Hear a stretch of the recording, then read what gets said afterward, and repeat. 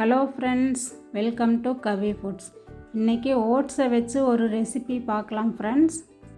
அதை 2 ஃப்ளேவரில் எப்படி செய்யலான்னு பார்க்கலாம் வாங்க. ஓட்ஸ் ஸ்மூத்தி எப்படி செய்யலான்னு பார்க்கலாம்.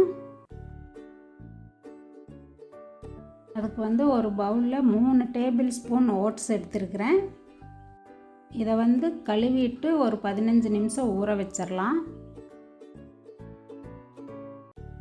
அதே மாதிரி இன்னொரு பவுலில் 3 டேபிள் ஸ்பூன் ஓட்ஸ் எடுத்துக்கிறேன். 2 ஃப்ளேவர் செய்யறதுனால நான் 2 பவுலில் ஊற வச்சுருக்கிறேன். ரெண்டுலேயும் தண்ணி ஊற்றிட்டு ஒரு 15 நிமிஷம் ஊற வச்சிடலாம். இப்போ இது 15 நிமிஷம் ஆயிடுச்சு, நல்லா ஊறிடுச்சு. இதை மிக்ஸி ஜாரில் சேர்த்துக்கலாம். ஓட்ஸை சேர்த்ததுக்கப்புறம் இதில் 2 டேபிள் ஸ்பூன் வேர்க்கடலை சேர்த்துருக்கிறேன். வேர்க்கடலையை வறுத்துட்டு அந்த தோலெல்லாம் எடுத்துட்டு சேர்த்துருக்குறேன். இனி இது கூட 3 டேட்ஸ் எடுத்துருக்கிறேன். விதையை நீக்கிட்டு அதையும் சேர்த்துடலாம். இதில் இனிப்புக்கு சர்க்கரை எதுவும் சேர்க்க போகிறதில்ல. இதில் டேட்ஸே இன்னும் கூட 2 வேணா சேர்த்துக்கோங்க. இது கூட 1.5 டீஸ்பூன் கொக்கோ பவுடர் சேர்த்துக்கலாம். இப்போ இதில் ஒரு வாழைப்பழம் எடுத்துருக்கிறேன், அதையும் கட் பண்ணி சேர்த்துக்கலாம். எந்த வாழைப்பழமாக இருந்தாலும் சேர்த்துக்கலாம். இனி இதில் கொஞ்சமாக தண்ணி விட்டுட்டு நல்லா மைய அரைச்சி எடுத்துக்கலாம். இப்போ அரைச்சி எடுத்தாச்சு. இதை ஒரு கண்ணாடி டம்ளரில் மாற்றிக்கலாம். இனி இதில் மேலே அந்த வறுத்த வேர்க்கடலையை கொஞ்சம் நுணுக்கி வச்சுருக்கிறேன், அதை சேர்த்துடலாம்.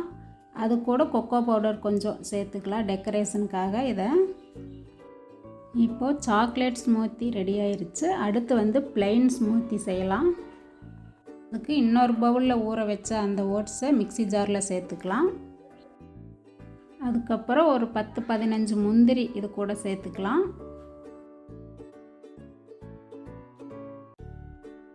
அதே மாதிரி இதுலேயும் 3 டேட்ஸ் விதையை எடுத்துருக்கிறேன், அதையும் சேர்த்துக்கலாம். இது அளவான ஸ்வீட்டாக இருக்கும். உங்களுக்கு இன்னும் கொஞ்சம் ஸ்வீட் வேணும்னா இன்னும் 2 டேட்ஸ் சேர்த்துக்கோங்க. இதில் ஒரு வாழைப்பழம் சேர்த்துக்கலாம். வாழைப்பழம் வேண்டான்னா விட்டுருங்க, மற்ற பொருட்களை மட்டும் சேர்த்துக்கோங்க. கூட தண்ணி கொஞ்சம் சேர்த்துட்டு இதையும் மிக்ஸி ஜாரில் நல்லா அரைச்சி எடுத்துக்கோங்க. இப்போ ப்ளைன் ஸ்மூத்தி ரெடி ஆயிடுச்சு.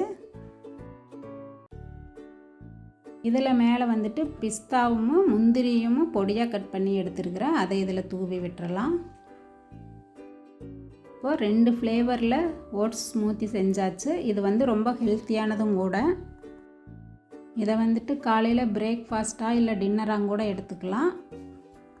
இந்த ரெசிப்பியை நீங்களும் கண்டிப்பாக செஞ்சு பாருங்கள். இந்த வீடியோ உங்களுக்கு பிடிச்சிருந்தால் லைக் பண்ணுங்கள், ஷேர் பண்ணுங்கள். கவி ஃபுட்ஸ் சேனலுக்கு சப்ஸ்கிரைப் பண்ணுங்கள்.